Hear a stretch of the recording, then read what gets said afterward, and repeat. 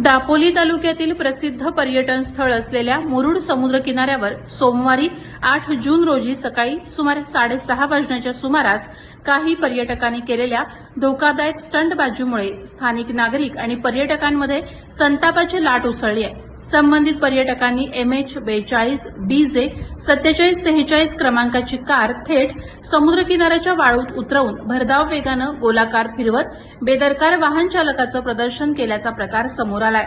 प्रत्यक्षदर्शींच्या माहितीनुसार कार चालकानं समुद्र किनाऱ्यावर वाहन चालवताना कोणत्याही सुरक्षिततेच्या नियमांचं पालन न करता स्टंटबाजी केली। वाळूत वेगानं कार फिरवल्यामुळे परिसरात उपस्थित असलेल्या पर्यटकांच्या जीवितास धोका निर्माण झाला होता।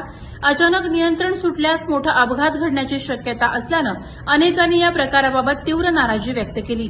मुरुड समुद्र किनारा हा दापोली तालुक्यातील प्रमुख पर्यटन स्थळांपैकी एक असून दररोज मोठ्या संख्येनं पर्यटक इथे भेट देत असतात।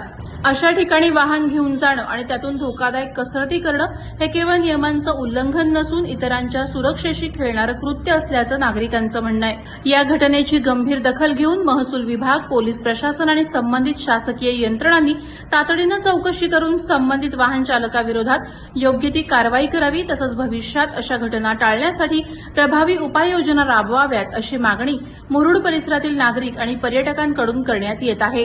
प्रहार डिजिटलसाठी राकेश कोळी, दापोली।